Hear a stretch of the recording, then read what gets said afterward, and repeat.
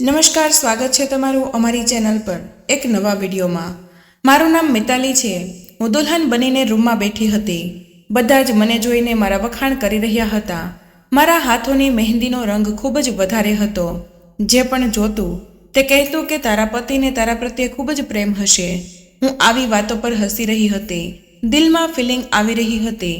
બસ મેં એકવાર જ વિરાજનો ફોટો જોયો હતો અને તેના પર ફિદા થઈ ગઈ હતી। તે ખૂબ જ હેન્ડસમ હતો। છેલ્લા 6 મહિનામાં મેં એકલા બધા સપના જોયા હતા કે કહી ના શકાય। આંખો બંધ કરતી હતી તો વિરાજનો જ ચહેરો સામે આવી જતો હતો। હું દુલ્હન બનીને બેસીને તેની રાહ જોઈ રહી હતી। મારા હોશ એ ટાઈમે ઉડવાના શરૂ થયા જ્યારે સમય વીતવા લાગ્યા અને મારી જાન નહોતી આવી રહી। મારા પપ્પા ખૂબ જ પરેશાન હતા અને મારી મમ્મી વારંવાર મારી સાસુને ફોન કરી રહી હતી, પરંતુ તેમના ઘરેથી કોઈનો ફોન નહોતો ઉપાડી રહ્યો। મારા પપ્પાએ મારા નાના ભાઈને તેમના ઘરે મોકલ્યો જેથી તપાસ કરે કે કારણ શું છે, અને જે કારણ સામે આવ્યું હતું તેણે તો જાણે મારો જીવ કાઢી નાખ્યો હતો।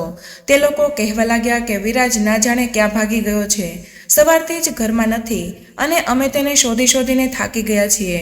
મારો ભાઈ કહેવા લાગ્યો કે તે લગ્નના દિવસે ક્યાં જઈ શકે, તો તેઓ કહેવા લાગ્યા કે અમે નથી જાણતા, પરંતુ ખબર નહીં ક્યાં ગયો। અમે તેની જ રાહ જોઈ રહ્યા છીએ। જેવો જ તે આવશે તો જાન લઈને આવી જઈશું। વિરાજનો નાનો ભાઈ કહેવા લાગ્યો કે તેના ભાઈનો જબરદસ્તી સંબંધ કર્યો હતો, તેથી જ તે ઘરેથી ભાગી ગયો છે। મને નથી લાગતું કે તે પાછો આવશે। તેનું આટલું કહેતા જ તેની મા તેની સામે ગુસ્સાથી જોવા લાગી, પરંતુ મારો ભાઈ સમજી ગયો કે હવે મારી જાન ક્યારેય નહીં આવે।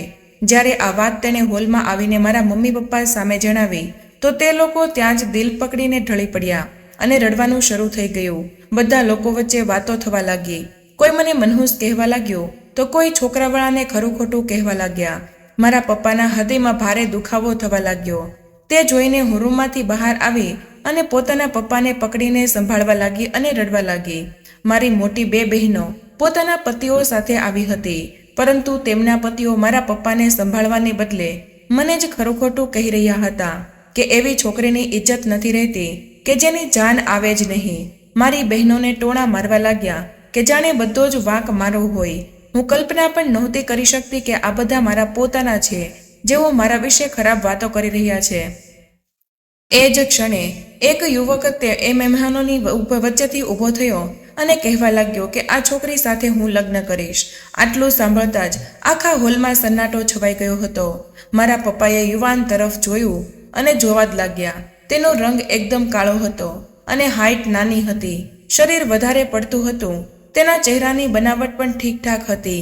દેખાવમાં તે યુવક બિલકુલ પણ સુંદર નહોતો। તે એક સામાન્ય યુવક હતો, પરંતુ મારા પપ્પા માટે કોઈ દેવદૂતથી ઓછો ન હતો। મારા પપ્પાએ એ પણ ના પૂછ્યું કે તે કોણ છે, ક્યાંથી આવ્યો છે અને કેટલું કમાય છે અને શું કરે છે। બસ તરત જ કહેવા લાગ્યા કે હું તારો આ ઉપકાર ક્યારેય નહીં ભૂલું, જે તું અમારા પર કરી રહ્યો છે। હું તો કંઈ બોલી જ ન શકી। એવું પણ નહોતું કહી શકી કે મેં વિરાજના સપના પોતાની આંખોમાં સજાવ્યા છે, જે દેખાવમાં ખૂબ જ સુંદર અને સ્માર્ટ યુવક હતો। અરે, હું કેવી રીતે તે માણસ સાથે લગ્ન કરી શકું? મારા પપ્પાને મારી સમસ્યાનો બસ એક જ ઉપાય દેખાતો હતો, કોઈ આવે અને મારી સાથે લગ્ન કરી લે અને મને પોતાની સાથે વિદાય કરીને લઈ જાય, જેથી તેમનું સન્માન જળવાઈ રહે। ત્યાર પછી મારી સાથે જે કંઈ પણ થાય તેનાથી કોઈને કંઈ જ ફરક નહોતો પડતો। રડતા રડતા મેં તેની સામે ફેરા ફર્યા હતા અને જ્યારે તેની સાથે વિદાય લઈને બહાર આવી તો સામે પીળા રંગની ટેક્સી ઊભેલી જોઈને હું આશ્ચર્યચકિત થઈ ગઈ હતી। તેણે ટેક્સીનો આગળનો દરવાજો ખોલ્યો અને પોતે ડ્રાઇવિંગ સીટ પર બેઠી ગયો। એ જોઈને મારા હૃદયને એવું લાગ્યું કે જાણે કોઈએ તેને મુઠ્ઠીમાં લઈને કચડી નાખ્યું હોય। તે એક ટેક્સી ડ્રાઈવર હતો અને અહીંયા લગ્નમાં આવેલા મહેમાનોને ડ્રોપ કરવા માટે આવ્યો હતો, અને તે મહેમાનોએ તેને રોકી રાખ્યો હતો કે તેઓ એ જ ટેક્સીમાં પાછા આવશે। એટલા માટે તેમણે આ ટેક્સી ડ્રાઈવરને હોલના ખૂણામાં એક ટેબલ પર બેસાડી દીધો હતો, જેથી મારા લગ્નનું ખાવાનું તે ખાઈને જતો રહે। પરંતુ હું નહોતી જાણતી કે મારે આ ટેક્સી ડ્રાઈવર સાથે વિદાય લઈને તેના નાના ઘરની અંદર જવું પડશે। એક ગરીબ વિસ્તારમાં એક નાનકડા ઘરની બહાર તે ટેક્સી ઊભી રાખી હતી। તે આગળની સીટ પરથી નીચે ઉતરીને પોતાના ઘરનું તાળું ખોલવા લાગ્યો। પછી મારી બાજુનો દરવાજો ખોલ્યો। હું કોઈ નિર્જીવ પૂતળાની જેમ તેની સામે જોઈ રહી હતી અને પોતાના ભાગ્ય પર આંસુ પણ નહોતી વહાવી શકતી. તે ઘર શું હતું? બસ માથું સંતાડવાની જગ્યા હતી. સિમેન્ટનું બનેલું આંગણું હતું જે ખૂબ જ નાનું હતું. તેની એક તરફ નાનું એવું રસોડું બનેલું હતું અને સામે એક જ રૂમ હતો. જ્યારે તેણે મારો હાથ પકડ્યો તો હું વિચારી પણ નહોતી શકતી કે કોઈ આવું પણ મારા જીવનમાં આવી શકે છે, અને તે પણ એવો યુવાન જેને હું જોવાનું પણ પસંદ ના કરું. તે મારા જીવનનો માલિક બની જશે. તેના હાથમાં મને પોતાનો હાથ જરાય સારો નહોતો લાગી રહ્યો. મારા આંસુ ટપ ટપ વહેવા લાગ્યા, કારણ કે મારી ધીરજ આનાથી વધુ નહોતી. હું રડવા લાગી. તે મને પોતાના રૂમમાં લઈ ગયો, જ્યાં એક ચોખ્ખી અને સ્વચ્છ ચાદર એક જૂના પલંગ ઉપર પાથરેલી હતી. પલંગ થોડો નાનો હતો. દિવાલમાં લાગેલો કબાટ હતો. એક નાનું એવું ડ્રેસિંગ ટેબલ અને દિવાલમાં નાનું એવું દર્પણ લગાવેલું હતું. નાના એવા રૂમમાં બસ આટલી જ વસ્તુઓ આવી શકતી હતી. મેં એક નજર આ રૂમ પર નાખી અને મારી આંખોમાંથી આંસુ ઝડપથી વહેવા લાગ્યા. તેણે મને બેડ પર બેસાડી અને કહેવા લાગ્યો, તમારા માટે પાણી લઈને આવું? તો મેં હામાં માથું હલાવી દીધું. તે તરત જ રૂમની બહાર નીકળી ગયો અને થોડીવાર પછી અંદર આવ્યો અને મને પાણીનો ગ્લાસ આપ્યો. સ્ટીલનો ગ્લાસ જોઈને મને યાદ આવવા લાગ્યું કે આજ સુધી મેં ક્યારેય સ્ટીલના ગ્લાસમાં પાણી નહોતું પીધું. હું પોતાની ત્રણેય બહેનોમાં સૌથી સુંદર હતી અને નખરા પણ મારા ખૂબ જ વધારે હતા. આજ સુધી મેં વાસણો નહોતા ધોયા, કારણ કે હું કહેતી હતી કે વાસણો ધોવાથી મારા હાથ ખરાબ થઈ જશે. મેં ક્યારેય રોટલી નહોતી બનાવી કે આટલી ગરમીમાં મારો રંગ કાળો પડી જશે અને મારા સુંદર ચહેરા પર ફોડલીઓ પડી જશે. જો મારો કોઈ ભાઈ કે બહેન મને સ્ટીલના ગ્લાસમાં પાણી આપે તો હું ગ્લાસ પકડીને જમીન પર ફેંકી દેતી કે મારા માટે હંમેશા કાચના ગ્લાસમાં જ પાણી લાવવાનું રાખો. મેં તેના હાથમાંથી સ્ટીલનો ગ્લાસ લીધો અને માત્ર 2 ઘૂંટ પાણીના પીધા હતા અને પાછો તેને આપી દીધો. તેણે પાણીનો ગ્લાસ સાઈડમાં મૂક્યો અને મારી સામે બેસી ગયો. કહેવા લાગ્યો, તમારી સાથે જે કંઈ પણ થયું તે ખૂબ જ ખરાબ થયું છે. મેં મનમાં વિચાર્યું કે સાચું જ તો કહી રહ્યો છું. મારી સાથે તો સાચે જ ખરાબ થયું છે. લગ્ન થઈને તો વધારે ખરાબ થયું. મારા પપ્પા લગ્ન કરતા પહેલા જોઈ તો લેતા કે તેઓ પોતાની સુંદર પુત્રી કોને આપી રહ્યા છે. જો વિરાજ ભાગી ગયો હતો તો એવું તો નહોતું કે હું કુંવારી જ રહી જાત. મારા માટે કોઈ બીજો પણ તો સારો સંબંધ આવી શકતો હતો, પરંતુ તેઓએ મને પકડીને મારા લગ્ન એક ટેક્સી ડ્રાઈવર સાથે કરાવી દીધા. મારા આંસુ તો એવી રીતે વહી રહ્યા હતા કે જાણે બંધ જ ના થવાના હોય. હું ચાહતી હતી કે થોડા સમય તેની સાથે આ રીતે જ વિતાવું અને પછી તેની પાસેથી છૂટાછેડા લઈને પાછી પોતાના પિયરમાં જતી રહીશ. હું આ આદમી સાથે જિંદગી નહોતી વિતાવી શકતી. આ આદમીનું નામ શ્યામ હતું. લગ્ન સમયે તો મને નહોતી ખબર, કારણ કે હું ખોવાયેલા મન સાથે બેસી હતી. બસ તે સમયે પપ્પાએ પોતાનું સન્માન જાળવવાનું હતું અને હું તેમને બલીનો બકરો બનવા માટે મળી ગઈ હતી. તેથી જ મને નહોતી ખબર કે આનું નામ શું છે. તેણે 500-500ની નોટ મારા હાથ પર મૂકી અને કહેવા લાગ્યો કે આ તમારી મુંહ દેખાઈ છે. કદાચ ટોટલ 2000 રૂપિયા હતા. તો મને યાદ આવ્યું કે વિરાજની માં કહી રહી હતી કે મારો પુત્ર મુંહ દેખાઈમાં ડાયમંડ સેટ આપશે. મારી આંખોમાંથી આંસુ એ પૈસા પર પડવા લાગ્યા. તે એ પૈસા બાજુમાં મૂકી દીધા. મેં કહ્યું, સાંભળો. તો તે કહેવા લાગ્યો કે બોલો. મેં કહ્યું કે હું અત્યારે કોઈ પણ સંબંધ માટે તૈયાર નથી. તો તે કહેવા લાગ્યો કે હું જાણું છું કે તમે માનસિક રીતે અત્યારે કોઈ પણ સંબંધ માટે તૈયાર નથી. હું તમને હેરાન નહીં કરું, પરંતુ તમારો જે અધિકાર છે તે તો મારે આપવો જ છે. આટલું કહીને તેણે પોતાનું ઓશીકું અને ધાબળો ઉપાડ્યો અને રૂમમાંથી બહાર નીકળી ગયો. ડિસેમ્બર મહિનો હતો એટલે ઠંડી હતી. હું પલંગ પર સૂઈ ગઈ, પરંતુ આ લગ્નના પાનેતરમાં સૂવું મારા માટે સરળ કામ નહોતું. મેં પોતાના ઘરેણાં રડતા રડતા ઉતાર્યા અને પછી કબાટ ખોલીને જોયું તો ત્યાં માત્ર પુરુષોના કપડાં હતા. પરંતુ અત્યારે મારી મજબૂરી હતી એટલે મેં તે પહેરી લીધા અને પલંગ પર આડી પડીને સૂઈ ગઈ. સવારે આરતીનો અવાજ સંભળાયો, પરંતુ હું ઊંઘમાં હતી. કદાચ મંદિર આજુબાજુમાં જ હતું. પછી એવું લાગ્યું જાણે રૂમમાં કોઈ આવ્યું હોય. મેં પોતાની આંખો મુશ્કેલીથી ખોલીને જોયું તો શ્યામ રૂમમાં મોજૂદ વોશરૂમમાં નહાતા હતા. ત્યાર પછી એક નજરે મારી તરફ જોઈને પછી રૂમમાંથી બહાર નીકળી ગયો. તે કદાચ સવારની આરતી માટે મંદિરે જતો હશે. હવે તો હું જાગી ગઈ હતી, તેથી મેં વિચાર્યું કે મારે પૂજા કરી લેવી જોઈએ. હું ત્યાં પૂજા કરવા લાગી, પરંતુ જેવા જ પ્રાર્થના માટે હાથ ઊંચા કર્યા તો ધીમે ધીમે રડવા લાગી કે આખરે મેં એવું તે શું પાપ કર્યું હતું કે મારા લગ્ન આ આદમી સાથે થઈ ગયા. જે મને બિલકુલ પણ નથી ગમતો. સવારે જ્યારે તે ટેક્સી ચલાવવા માટે બહાર નીકળી રહ્યો હતો ત્યારે તેણે મને કહ્યું કે મેં ફ્રીજમાં ખાવા પીવાનો બધો જ સામાન મૂકી દીધો છે. તમારે જે કંઈ પણ બનાવવું હોય તમે બનાવી શકો છો. હું ચૂપચાપ બેસી રહી અને તેનું નાનકડું ઘર જોવા લાગી. મારા માતા પિતાએ તો પાછું વાળીને મારી ખબર અંતર પૂછી પણ નહોતી કે હું જીવતી છું કે મરી ગઈ. હું જ્યારે પણ પોતાની પાછલી જિંદગીને યાદ કરતી તો મને રડવું આવી જતું હતું. વારંવાર હું ઉપરવાળાને એક જ પ્રશ્ન કરતી હતી કે મારો શું વાંક હતો કે મારા લગ્ન આવા આદમી સાથે થઈ ગયા. સાંજે જ્યારે તે પાછો આવ્યો તો મેં બસ દાળ જ બનાવી હતી. તેણે ચૂપચાપ તે દાળ ખાધી અને અમુક પેકેટ મારી સામે લંબાવ્યા અને મને કહેવા લાગ્યો, આમાં અમુક કપડાં મહિલાઓને પહેરવાના છે. મને વધારે ખબર તો હતી નહીં, તેથી મને જે ગમ્યું તે લઈ લીધું. ગઈકાલે રાતથી તમે મારા કપડાં પહેરી રાખ્યા છે અને આ સ્થિતિમાં હું તમને બહાર ના લઈ જઈ શકું. તે કહેવા લાગ્યો કે આ કપડામાં એક લાલ રંગનો પણ ડ્રેસ છે, તે પહેરી લેજો. આ સાંભળીને મારું મન આશ્ચર્યમાં પડી ગયું હતું. મેં જેવું જ એ પેકેટ ખોલીને જોયું તો એક હલકો ફૂલકો ફેન્સી ડ્રેસ હતો જેનો કલર લાલ હતો. તેની સાથે લાલ બંગડીઓ પણ હતી, લાલ રંગની લિપસ્ટિક પણ હતી અને થોડો મેકઅપ પણ હતો. પછી મેં તેમની સામે જોયું તો તે હસી રહ્યો હતો. મને ધ્રુજારી આવવા લાગી હતી. મેં કહ્યું, હું તમારી સાથે એવો કોઈ પણ સંબંધ નહીં બાંધી શકું. તો તે કહેવા લાગ્યો, હવે તો ઘણો સમય વીતી ગયો છે. મેં કહ્યું, જુઓ મારી વાત સાંભળો, મને તમે પસંદ નથી, હું તમને પ્રેમ નથી કરતી. જે કંઈ પણ થયું તે એક આકસ્મિક રીતે થયું હતું. તે કહેવા લાગ્યો, હું જાણું છું કે બધું એવું નથી જો થયું જેવું થવું જોઈતું હતું, પરંતુ થઈ તો ગયું છે. તમારે મારા જજ્બાતનું પણ ધ્યાન રાખવું જોઈએ. અને રહી વાત પ્રેમની, તો અસલી પ્રેમ હંમેશા લગ્ન પછી જ થાય છે. તમે આને પહેરો, હું બહાર તમારી રાહ જોઉં છું. 1 કલાક પછી જ્યારે તે રૂમમાં પાછો આવ્યો તો મને એ જ જૂના કપડામાં જોઈને કહેવા લાગ્યો કે તમે કપડાં કેમ ના બદલ્યા. મેં કહ્યું કે હું તમને પ્રેમ નથી કરતી. જો તમે ઈચ્છો તો મને છોડી શકો છો. મારું આટલું કહેતા જ તે ચોંકી ગયો અને આશ્ચર્યથી મારી સામે જોવા લાગ્યો. કહેવા લાગ્યો કે મેં તમને મારી પત્ની એટલા માટે નથી બનાવ્યા કે હું તમને છોડી દઉં. બધાની સામે વ્યક્તિ છોડવા માટે નથી અપનાવતો. મેં કહ્યું, મેં તમને પહેલાં પણ કહ્યું કે તે એક મજબૂરી હતી.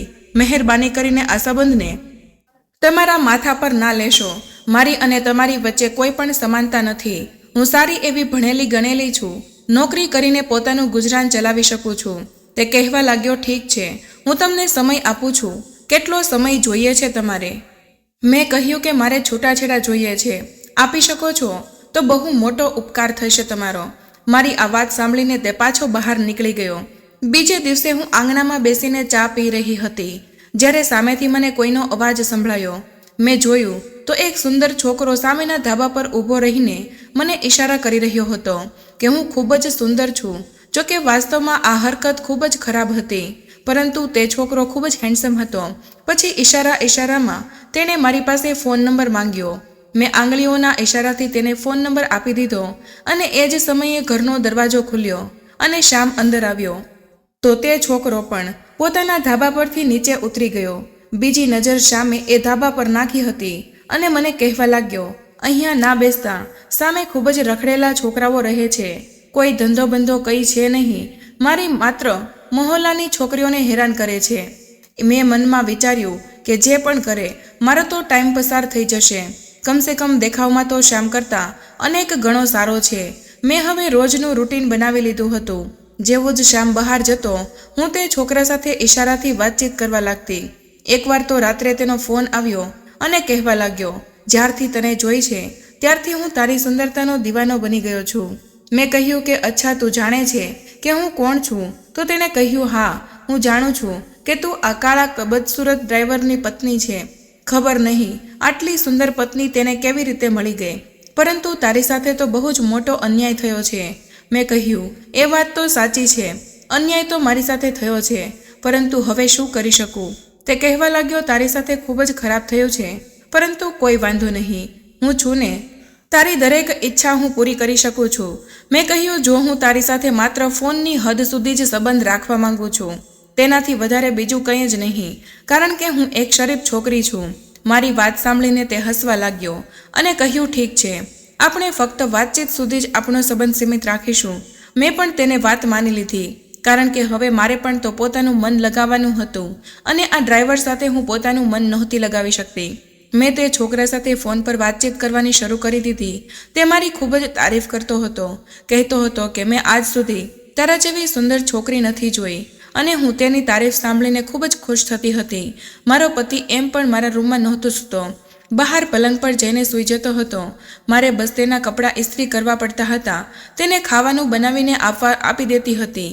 ના હું તેની સાથે વધારે વાતચીત કરતી હતી કે ના તેની પાસે જતી હતી. મોટે ભાગે તે છોકરો મારી સાથે રાત્રે વાત કરતો હતો. તેનું નામ ઓમ હતું. નામ પણ સારું હતું. એકવાર તેને કહ્યું કે હું તને જોવા માંગુ છું. મેં કહ્યું રોજે તો જુએ છે. તો તે કહેવા લાગ્યો, એવી રીતે નહીં, નજીકથી. એવું કરીને તે કોઈ હોટલ અથવા તો રેસ્ટોરન્ટમાં મળીએ. મેં કહ્યું ના બાબા, મને ઠીક નથી લાગતું અને બીક તો લાગે છે. તો તે કહેવા લાગ્યો, જબ પ્યાર કિયા તો ડરના ક્યા. મેં કહ્યું હું તને પ્રેમ નથી કરતી, બસ વાતો કરું છું. તો તેને કહ્યું કે એ પણ કરવા લાગીશ અને એમ પણ મારામાં શું કમી છે, સારો એવો તો છું. મેં કહ્યું હા, સારો એવો હેન્ડસમ છે, પરંતુ કમાતો કંઈ નથી. મારી આ વાત સાંભળીને તે હસવા લાગ્યો અને બોલ્યો, શું ફરક પડે છે, તારે તો ફક્ત સ્માર્ટનેસથી મતલબ હોવી જોઈએ અને તે મારી પાસે છે. મેં કહ્યું ખાલી પેટે પ્રેમ સારો નથી લાગતો. હા, જો તું કંઈક કરવાનું શરૂ કરી દે તો હું તારા વિશે વિચારી શકું છું. તે કહેવા લાગ્યો, એક ડ્રાઈવરની પત્ની થઈને તારા આટલા નખરા છે. મેં કહ્યું કે આજ સુધી મેં તેને પોતાની નજીક નથી આવવા દીધો. તે કહેવા લાગ્યો, પ્રેમમાં બધું વ્યાજબી હોય છે. હું વચન આપું છું કે કપાયેલી પતંગની જેમ તું પોતે મારી પાસે આવીશ. મેં કહ્યું આવી વિચારસરણી છે તારી. તે કહેવા લાગ્યો, જોઈ લેજે, પુરુષોની વાતમાં ઘણું આકર્ષણ હોય છે. સ્ત્રી કોઈ મીણબત્તીની જેમ ઓગળવા લાગે છે, પછી નથી જોતી કે પાપ શું છે અને પુણ્ય શું છે. મેં કહ્યું પરંતુ હું એવી બિલકુલ નથી. મારી વાત સાંભળીને તે હસવા લાગ્યો અને કહેવા લાગ્યો, જો એવી ના હોત ને તો પોતાના પતિને ક્યારેય ના પાડતી હોત અને તેને સ્વીકારી લીધો હોત. પોતાનું ભાગ્ય સમજીને તેને અપનાવી લીધો હોત, અથવા તો સમજી ગઈ હોત કે ઉપરવાળાએ તારા માટે તેને જ બનાવ્યો છે, પરંતુ તે એવું ના કર્યું. મને તેની વાતો બહુ જ ખરાબ લાગી રહી હતી. મેં ફોન કટ કરી નાખ્યો. બીજા દિવસે શ્યામ મને કહેવા લાગ્યો કે તૈયાર રહેજે, આપણે ખાવાનું ખાવા માટે એક રેસ્ટોરન્ટમાં જઈશું. હું તૈયાર થઈ ગઈ. ઘણા દિવસોથી બહાર નહોતી ગઈ, તેથી વિચાર્યું કે ખાવાનું ખાવામાં તો કોઈ જ વાંધો નથી. જે રેસ્ટોરન્ટમાં અમે ખાવાનું ખાવા ગયા ત્યાં લોકો અમને જોઈ રહ્યા હતા. જોકે તે ટેક્સી ડ્રાઈવર હતો, પરંતુ મને સારા રેસ્ટોરન્ટમાં લઈને ગયો હતો. એક કોર્નરવાળું ટેબલ તેણે બુક કરાવ્યું હતું, જેથી હું આરામથી ખાવાનું ખાઈ શકું. ત્યાં જ તેણે મને પાતળી સોનાની વીંટી પણ આપી અને કહ્યું, આને પ્રેમથી ભેટ સમજીને રાખી લે. બેશક તે બહુ જ કિંમતી નથી, પરંતુ મેં તેનું માન રાખવા માટે પહેરી લીધી. શ્યામ કહેવા લાગ્યો, બહુ જ સારી લાગી રહી છો. મેં કહ્યું થેન્ક યુ. ખાવાનું મેનુ કાર્ડ તેણે મારી તરફ લંબાવ્યું. મેં કહ્યું કે તમે તમારી ક્ષમતા મુજબ જે ઈચ્છો તે મંગાવી લો. મારા સ્વરમાં હજુ પણ નફરત હતી. તેણે કહ્યું કે આ જમવાનો પ્લાન મેં તારા માટે જ બનાવ્યો છે, જે ઈચ્છે તે મંગાવી લે. તેની વાત સાંભળીને મેં હસીને તેની સામે જોયું. મેં કહ્યું કે તમે મારું જમવાનું ઓર્ડર ના કરી શકો. તે કહેવા લાગ્યો કે તમારે જે મંગાવવું હોય તે મંગાવી લો. મારા ખિસ્સામાં અત્યારે સારા એવા રૂપિયા છે, તેથી હું તમને આ રેસ્ટોરન્ટમાં લાવ્યો છું. કદાચ તેણે છેલ્લા 2-4 મહિનાથી પોતાની બચી બસત આજે પણ ઉડાવી દીધી હતી. મેં ઓર્ડર કરી દીધું. ખાવાનું મેં એકદમ પેટ ભરીને ખાધું હતું, કારણ કે બધી જ વસ્તુઓ મારી પસંદગીની હતી. પરંતુ આઈસ્ક્રીમ ખાતી વખતે થોડી આઈસ્ક્રીમ મારા કપડા પર પડી ગઈ, તો હું વોશરૂમમાં પોતાનો દુપટ્ટો ધોવા માટે જતી રહી. પરંતુ જેવી જ હું વોશરૂમમાંથી બહાર આવી તો ત્યાં એક છોકરો ઊભો હતો અને તે મારા પર કોમેન્ટ પાસ કરી રહ્યો હતો. તો મેં તેને ઘણું બધું સંભળાવ્યું, પરંતુ હું નહોતી જાણતી કે તે મારો હાથ પકડીને મને વોશરૂમમાં જ લઈ જશે. મેં બૂમો પાડવાનું શરૂ કર્યું તો તેણે મારા મોં પર હાથ મૂકી દીધો અને વોશરૂમમાં જ મારી સાથે બદતમીજી કરવા લાગ્યો કે અચાનક જ વોશરૂમનો દરવાજો ખુલ્યો. સામે શ્યામ ઊભો હતો. આ બધું જોઈને તેની આંખો તો જાણે લોહીથી ભરાઈ ગઈ હતી. તે છોકરાને તેણે એટલો માર્યો કે મારીને લોહી લુહાણ કરી નાખ્યો. ઘણા બધા લોકો ત્યાં એકઠા થઈ ગયા હતા. રેસ્ટોરન્ટનો મેનેજર પણ આવી ગયો હતો. પછી તેણે તે છોકરાને પોલીસના હવાલે કરી દીધો. પહેલી વાર મેં શ્યામને આટલો ગુસ્સામાં જોયો હતો. ઘરે આવવાની સાથે જ મેં જોયું કે તેનો હાથ ઘણો બધો ઘાયલ થયો હતો. તે છોકરાએ શ્યામને માર્યો હતો. તેના હોઠ પાસે લાગ્યું પણ હતું. પહેલી વાર મને તેનો અહેસાસ થયો હતો. મેં કહ્યું, તમારે લડવાની શું જરૂર હતી? તો તે કહેવા લાગ્યો, આભાર માન કે મેં તેને જાનથી ના મારી નાખ્યો. જો ત્યાંનો સ્ટાફ કે મેનેજર ના આવ્યા હોત તો તે છોકરા મારા હાથે મરી ગયો હોત. મેં કહ્યું કે આટલો બધો પ્રેમ કરો છો મને, ખબર નહીં હું તેની પાસે શું સાંભળવા માંગતી હતી અને કેમ સાંભળવા માંગતી હતી. તેણે કહ્યું, તું મારી ઇજ્જત છે. મારે ધિક્કાર છે એવા પુરુષોને જે પોતાની ઇજ્જતની રક્ષા ના કરી શકે, અને ધિક્કાર છે એવી સ્ત્રીઓને જે પોતાનો પતિ હોવા છતાં પણ બીજા પુરુષ સમક્ષ પોતાને રજૂ કરે. જે શરીર તેના પતિ સિવાય પારકા પુરુષો માટે હોય તે એ ગંધ જેવું હોય છે જ્યાં દરેક માખી આવીને મોં મારે છે.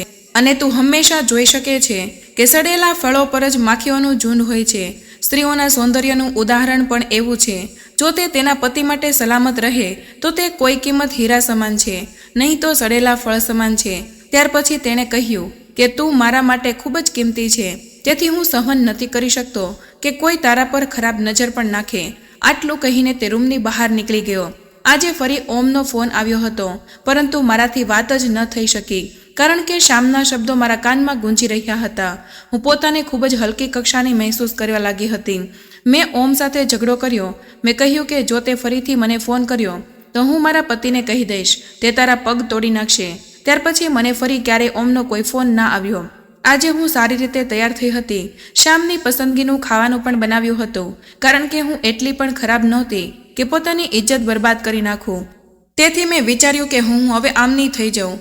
જેમણે મને ઇજ્જત અને માન આપ્યું, ઘણા બધા લોકો વચ્ચે મારું માન રાખ્યું. શ્યામે એ સમયે મારા માટે દરેક હેન્ડસમ પુરુષો કરતાં પણ વધુ હેન્ડસમ બની ગયો હતો. કદાચ વ્યક્તિની નજર જ સામેવાળાને સુંદર કે બદસુરત બનાવે છે, નહીં તો ઉપરવાળાએ બનાવેલો દરેક વ્યક્તિ સુંદર જ હોય છે. આજે જે નજરથી હું તેમને જોઈ રહી હતી, મને શામમાં કોઈ બુરાઈ નજર નહોતી આવી. તેમનો કાળો રંગ પણ મને તેમના ચહેરા પર ચમકતો હોય તેવું લાગતું હતું. મારા મનમાં શામ માટે પ્રેમ જાગવા લાગ્યો હતો.